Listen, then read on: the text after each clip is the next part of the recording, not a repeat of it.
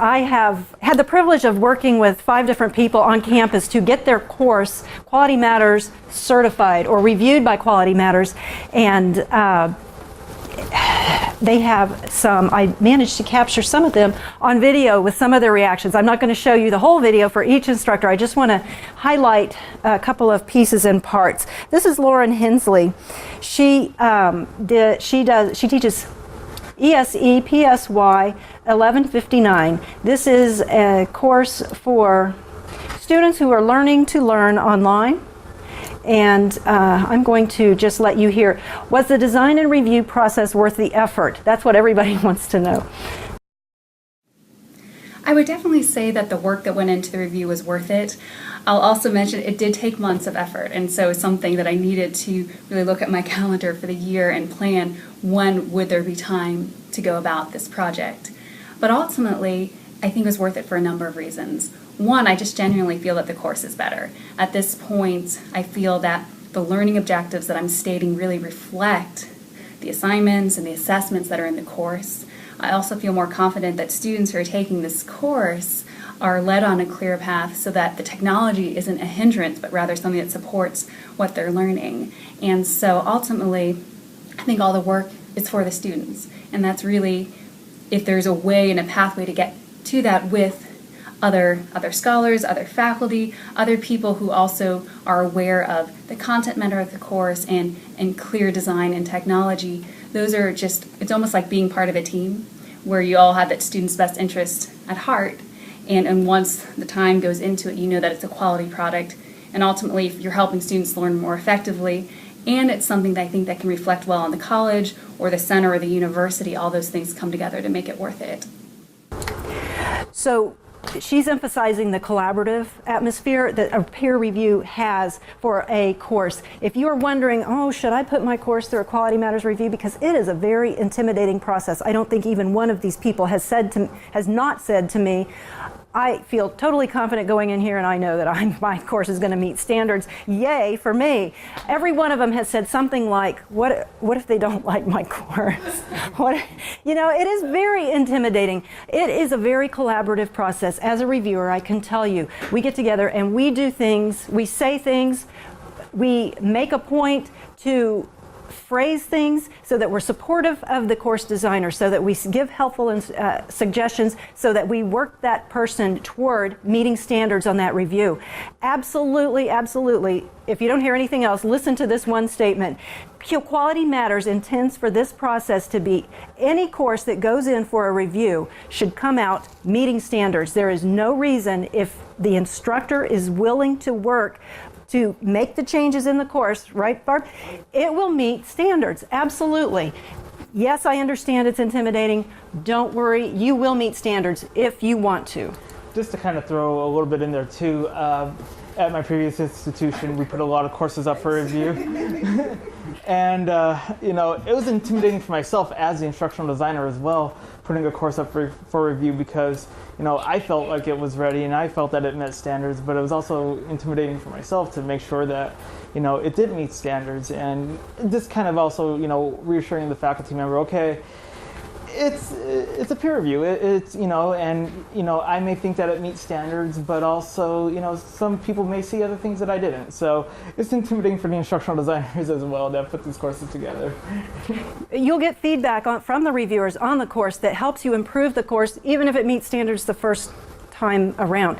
Do you all recognize this lady? This is Barb Pappas, and she is going to speak with us here for just a moment. This was created some time ago, right, Barb? 2010. Yeah.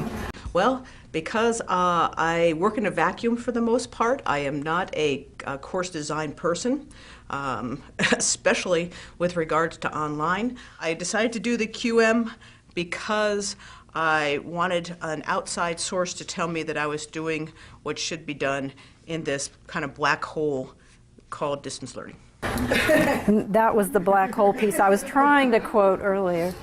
And let's just go a little bit further here. It was really helpful in a number of things. The introductory materials, for example, I now have how it works, the course tour that they see as soon as they get in there. The standard one. And the biggest thing, I guess, for me was the learning objectives.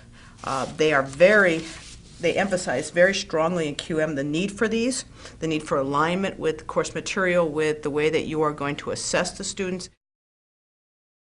So what changes did she make? Well, I have not done it yet for the online students, but one thing that's come out of this are these learning objectives, and I got to tell you, I fought this tooth and nail.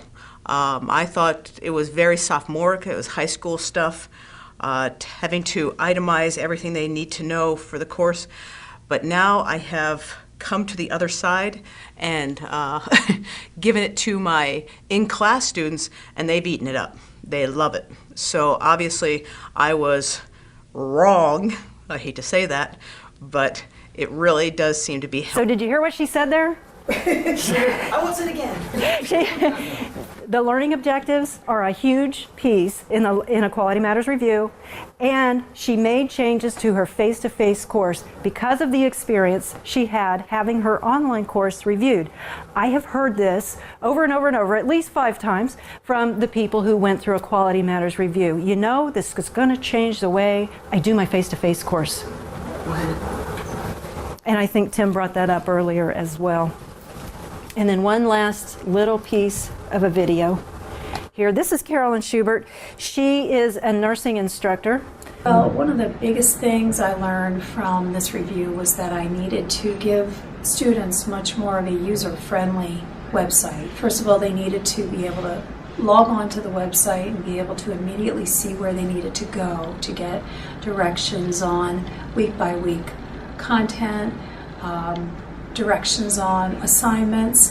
Things needed to be much more obvious and much more, again, user-friendly, so that they didn't need to wonder or dig around or assume anything.